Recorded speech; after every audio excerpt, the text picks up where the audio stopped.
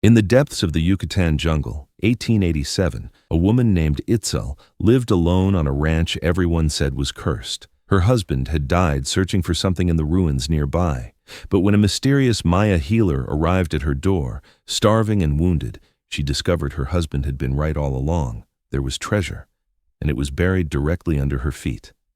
Welcome to Old Life Stories. Quotes from times when respect and love were scarce. What are your thoughts on these times? Don't forget to leave a comment. If you enjoy the story, like and subscribe for more. It's story time.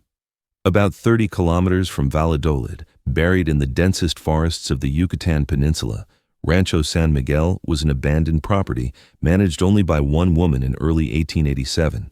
Itzel Canal, a Maya-Spanish mixed woman of 28 years, always wore her dark black hair in a tight braid, and her brown eyes constantly looked at the world from behind a veil of sadness. 3 years ago, her husband, Diego Mendoza, had burned with an obsessive curiosity about the local Maya ruins. He would read ancient codices night after night, talk for hours with native elders, and spend his days lost in the depths of the forest. "There's something here, Itzel," he would say feverishly. "Under these lands, something that your ancestors hid. I'll find it, and it will make us rich." But Diego found death, not riches. One day he went to the ruins and never returned. Search teams found his body 3 days later, lying at the base of a large ceiba tree, as if he were sleeping. Doctors said heart attack, but villagers whispered other things. He entered cursed lands, they said. The old gods didn't allow it. After Diego's death, everyone expected Itzel to sell the ranch. The land was infertile, too many trees, insufficient water sources. But more importantly, it was now known as cursed. No one wanted to work on a cursed ranch. "Sell it," her mother-in-law had said in a cold voice. "That land killed Diego. Get rid of it before it kills you too." But Itzel didn't sell, partly from stubbornness, partly from loyalty to Diego, but also from another reason: curiosity about the strange symbols her husband had drawn in his final days. Diego's notebook had pages and pages of Maya glyphs, maps, and notes. "Under the ceiba tree," he had written on the last page, 70 steps north, Jade Guardian. Itzel had read these notes countless times but couldn't make any sense of them. Yet there was a feeling inside her, the feeling that Diego wasn't crazy, that he really had found something. Now, 3 years later, Itzel lived completely alone on the ranch. She spent her days growing corn and beans, feeding chickens, trying to repair her house. In the evenings, she would read Diego's notebook, trying to study those strange symbols. At the end of July, when the rainy season began, everything changed. That night, a violent storm had broken out. Lightning illuminated the forest. Thunder shook the stone-walled house. Itzel was lying in bed, listening to the rain hitting the roof, when she heard a strange sound from outside. It was a human voice, a weak, painful groan. Her heart pounding, she got out of bed. Maybe an animal was injured. Maybe a traveler was lost. Torch in hand, pulling a rain poncho over herself, she went outside. On the veranda in front of the house, a man lay in the mud. He was motionless, but breathing. Itzel could see his chest rising and falling. When she held the torch closer, she saw the man's face and her breath caught. The man looked completely Maya. Dark bronze skin, sharp facial features, black hair long and stuck from wetness. But most striking were the traditional Maya tattoos covering his body, on his arms, on his chest, on his neck, intricate geometric patterns and glyph-like symbols. When Itzel looked more closely, she recognized some of these symbols. They were the symbols from Diego's notebook. The man was severely wounded. He had a large claw wound on his stomach, perhaps a jaguar attack. Blood was flowing, and the man had lost a lot of blood. He was dying. Itzel hesitated for a moment. This was a stranger. She didn't know who he was. But her humanity and healing instinct won. She was Diego's wife. Even as a widow, she couldn't leave someone to die. "God help me," she murmured and began pulling the man inside. The man was heavy, but Itzel was strong. 3 years of working the ranch alone had hardened her. She carried the man inside, laid him on the bed next to the stove. She moved quickly, started boiling water to clean the wound, prepared clean cloths, pulled out Diego's medical notes. Her husband had also taken notes on healing. She worked for hours, cleaned the wound, stitched it, applied medicated ointment. The man sometimes gained consciousness, groaned with pain, then passed out again. His fever was high. a sign of infection. By dawn, Itzel sat exhausted beside the man. She had done everything she could do. Now she could only wait. The man swung between death and life for 3 days. Itzel prepared soup to feed him, made cold compresses to lower his fever, cleaned his wound twice a day. She kept watch by his side night after night. On the night of the 3rd day, the man opened his eyes, really opened them, conscious, awake. He looked at Itzel and murmured something in Maya language. Itzel partially understood Maya language because her father was of Maya origin. "I don't understand exactly," she said slowly in Spanish. "Can you speak Spanish?" The man nodded with difficulty. "Water," he said in a hoarse voice in Spanish. Itzel immediately brought a glass of water. As the man drank, Itzel examined him more carefully. He must have been in his early 30s. His face had a noble beauty, the face of a nobleman, perhaps a priest or healer. And those tattoos, he was definitely someone special. "What's your name?" Itzel asked. After resting a bit, the man answered, "Balam. My name is Balam Kitab. You saved me." Balam, Itzel repeated.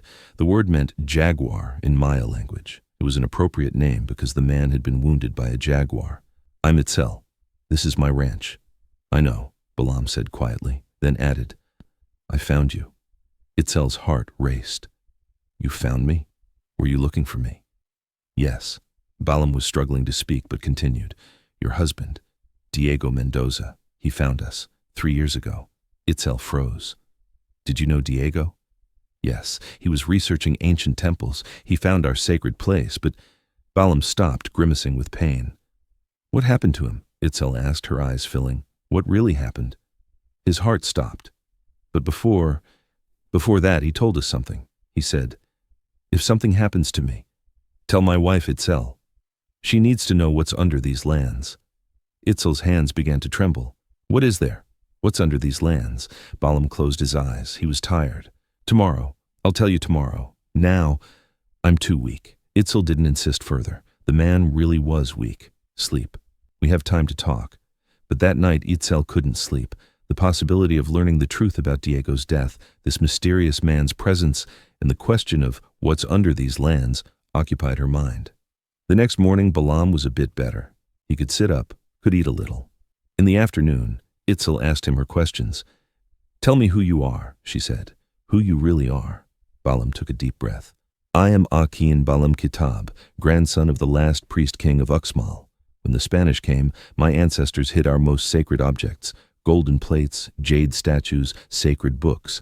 They hid everything away from the Spanish hands." "Where?" Itzel asked, holding her breath. "Here. On these lands, under your ranch." Balam looked at her. "This is what Diego was searching for, and he found it, but it was protected. There were guardians, both people and other things." "Other things?" "Traps. Poisoned arrows, hidden pits. Diego was unlucky. His heart couldn't take it. Itzel couldn't hold back her tears. So he died for a treasure." "No," Balam said softly. "He died for knowledge, for curiosity. But before he died, he told us something.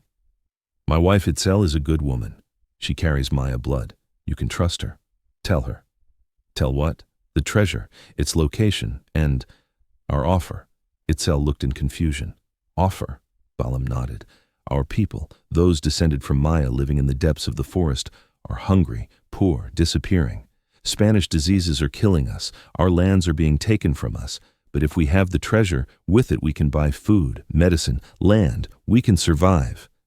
"So where am I in this?" "You own the land. Legally. The treasure is on your land. As Diego's wife, you have rights too. The offer is this. Share with us, half to you, half to us. You become rich, we survive." Itzel was trying to digest this. It seemed too good to be true. "But how do I know this is real? Maybe it's just a story." Balam smiled, for the first time. "Tomorrow, I'll show you tomorrow, if I can walk."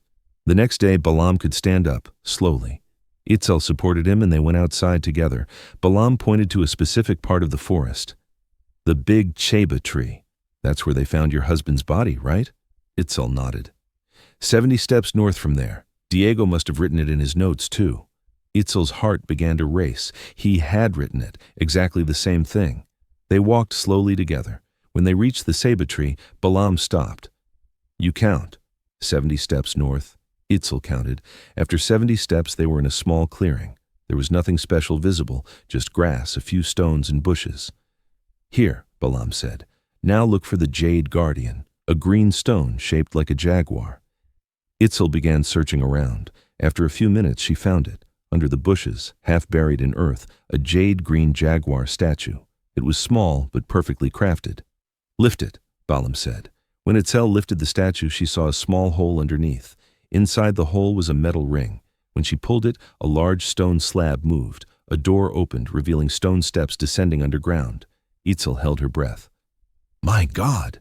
Enter, Balaam said, but be careful. There may still be traps. With torches in their hands, they both descended carefully. The steps opened into a stone corridor. The corridor walls were decorated with intricate Maya glyphs and paintings. As they went deeper, they arrived at a chamber. The chamber, Itzel had never seen anything like it in her life. The ceiling was covered with jade mosaics. Golden masks hung on the walls. In the center of the chamber was a large stone table with objects arranged on it.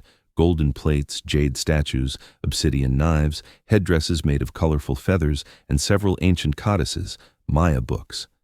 This, Itzel couldn't speak. This can't be real. Very real, Balaam said calmly. My ancestors' legacy, and now, the treasure we will share. Itzel's eyes filled with tears. Diego was right. He was right all along. And now, 3 years later, his wife was making his dream come true. In the following days and weeks, as Balaam recovered, Itzel asked him questions and learned everything about Maya culture, language, history. Balaam was a patient teacher. He taught her to read glyphs, told ancient stories, shared the wisdom of his ancestors.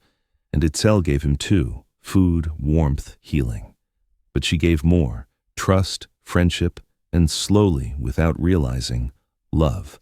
One evening, as the sun set and the forest glowed with golden light, Balaam asked Itzel something. Living here alone must be difficult. It is, Itzel admitted, but I've gotten used to it. What if you weren't alone? Itzel looked at him. There was something on Balaam's face, a hope, a question. What do you mean? She asked slowly. My people are grateful to you. You saved me. You're sharing our treasure, but I'm grateful to you for another reason. Balaam paused, choosing words. You didn't just give me healing. You gave me a home. And I want to stay here, with you, if you'll accept. Itzel's heart began pounding wildly in her chest. What exactly are you saying? I want you as my wife, Balaam said simply. I don't want to disrespect Diego. I will honor him. But he's gone now, and you're here. And my heart is with you. Itzel felt tears in her eyes. But you're a Maya noble. I'm just a mestiza widow. You're Diego Mendoza's brave wife. You're the woman who saved me when I was dying. You're the owner of the lands that hide our treasure. And you, Balaam moved closer to her, you're the most beautiful woman I've ever seen. That night, under the stars, before the silent eyes of the ancient gods, Itzel and Balaam made promises to each other. 5 years later, Rancho San Miguel was no longer cursed. It had become the most successful ranch in the region, a trading center serving both Maya and Spanish communities. Itzel and Balaam had 4 children, 2 girls, 2 boys, each belonging to both Maya and Spanish culture.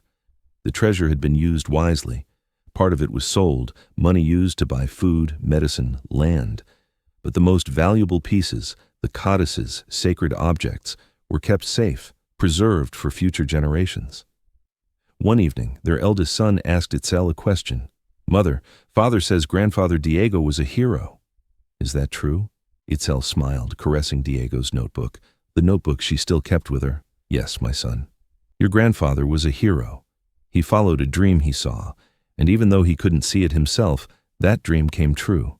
And you're a hero too, Balaam said, coming beside them. Your mother saved a stranger, found a treasure, united 2 worlds. Itzel leaned on her husband, looked at her children, and at her ranch, the ranch that was now truly a home. Diego's ghost now rested in peace. He had found the treasure he was looking for, but more importantly, he had left his wife a real treasure, a life with purpose. And sometimes the greatest treasures are hidden not under the earth, but in the hearts of 2 lost souls who find each other.